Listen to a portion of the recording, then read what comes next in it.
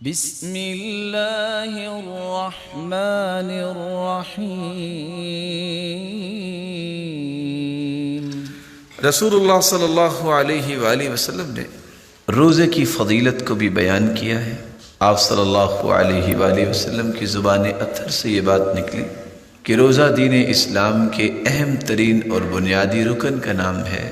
اسلام کے 5 رکن ہیں: توحید، نماز، روزہ، زکوٰۃ اور حج۔ ان 5 ارکان میں سے ایک رکن عظیم روزہ بھی ہے۔ رسول اللہ صلی اللہ علیہ وآلہ وسلم نے جہاں اس کو رکن کہا ہے، یہ اسلام کا رکن ہے، اس کو چھوڑ دینے والا کافر ہو جائے گا، وہاں اس عمل کو بے نظیر عمل کہا ہے کہ اس جیسا کوئی عمل ہے ہی نہیں۔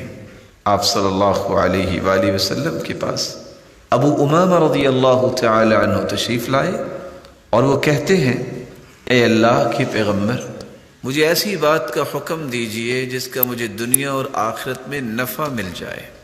قال: میرے صحابی، روزے کو لازم پکڑو، اس جیسا کوئی عمل نہیں ہے۔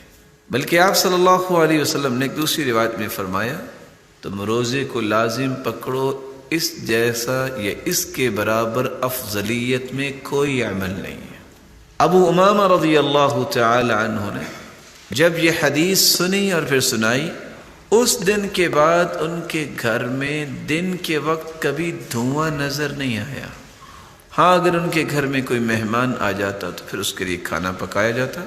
اگر ان کے گھر میں صبح کے وقت دھواں نظر آتا تو لوگ پہچان لیتے، لگتا ہے آج کوئی مہمان ہی آیا ہے، وگرنہ دن کو تو یہ کھانا پکاتے ہی نہیں، کیونکہ انہوں نے پھر عادت بنا لی کہ یہ اجر میں نے لینا ہی لینا ہے، اور کثرت سے روزے رکھنا شروع کر دی۔ معاذ رضی اللہ تعالیٰ عنہ سے مروی ہے، روزہ ڈھال ہے، اور دوسری روایت کے الفاظ ہیں: یہ اللہ کے عذاب کے سامنے ایک ڈھال ہے۔ بلکہ رسول اللہ صلی اللہ علیہ وسلم نے فرمایا، روزہ ڈھال ہے کس چیز سے؟ اللہ کی جہنم کے سامنے بھی یہ ڈھال اور رکاوٹ ہے۔ بلکہ آپ صلی اللہ علیہ وسلم نے ایک اور مثال دے کے سمجھایا: جس طرح تم لڑائی کے دوران ڈھال استعمال کرتے ہو، کوئی وار نہیں آپ پہ ہوتا، اسی طرح اللہ کی بنائی ہوئی جہنم کے سامنے یہ روزہ ڈھال بن جائے گا، تمہیں جہنم نہیں جانے دے گا۔ آپ صلی اللہ علیہ وآلہ وسلم نے ایک اور انداز سے بھی سمجھایا، روزہ صرف ڈھال ہی نہیں، یہ جہنم سے بچاؤ کے لیے ایک مضبوط قلعہ ہے۔ تو روزہ انسان کو جہاں فسق و فجور سے بچاتا ہے، برائی سے بچاتا ہے، اللہ کے عذاب سے بچاتا ہے، اور جہنم سے بچاتا ہے۔ رسول اللہ صلی اللہ علیہ وآلہ وسلم نے 6ٹھی بات امت کو سمجھائی۔ اللہ تعالیٰ ہر روز، خصوصاً رمضان المبارک میں، ہر روز رات کو لوگوں کو جہنم سے آزاد کرتے ہیں، اور ان لوگوں میں جو آزادی پانے والے ہیں، ان میں وہ لوگ ہیں جنہوں نے روزہ رکھا ہوتا ہے، ادھر افطاری کرتے ہیں، ادھر ان کو جہنم سے آزادی مل جاتی ہے۔ اور یہ صرف ایک دن نہیں ہوتا، بلکہ رسول اللہ صلی اللہ علیہ وسلم نے فرمایا، یہ ہر رات رب تعالیٰ آزادی دیتے ہیں ان لوگوں کو جو لوگ اس روزے جیسے عظیم عمل کو اختیار کرتے ہیں۔ 7ویں بات، رب تعالیٰ نے اس کو تقوی کا سبب بنایا ہے، پرہیزگاری انسان کو ملتی ہے تو روزہ رکھتے ہوئے۔ قرآن مجید میں اللہ عز و جلال فرماتے ہیں: یا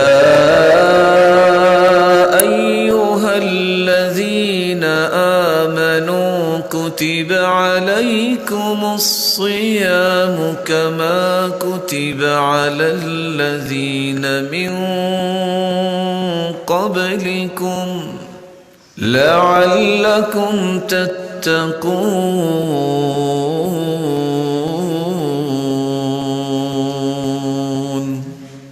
ایمان والو، تم پہ روزے فرض کیے گئے، اور یہ صرف تم پہ فرض نہیں کیے گئے، تم سے پہلے لوگ بھی تھے، ان پر بھی یہ فرض کیے گئے۔ یہ تمہارا عمل یا تم سے پہلی قوموں کا عمل تھا کیوں؟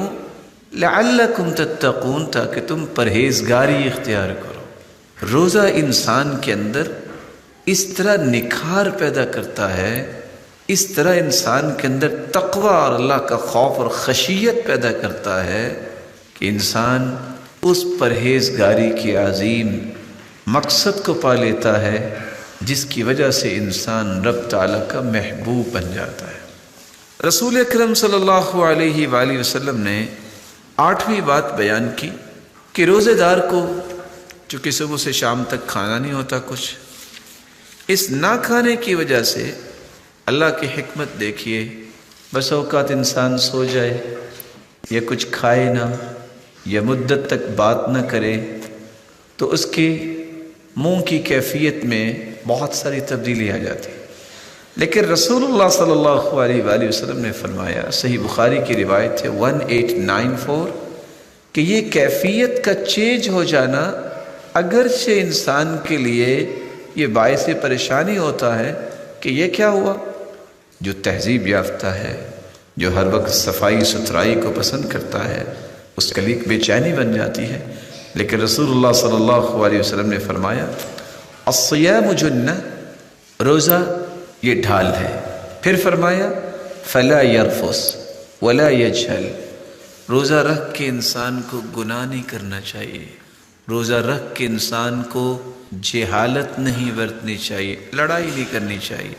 وَإِنِ امْرُؤٌ قَاتَلَهُ أَوْ شَاتَمَهُ، اگر کوئی لڑائی کرتا بھی ہے اور اسے گالی بھی دیتا ہے، فَلْيَقُلْ إِنِّي صَائِمٌ، صرف ایک جواب دے، بھائی میں روزے دار ہوں۔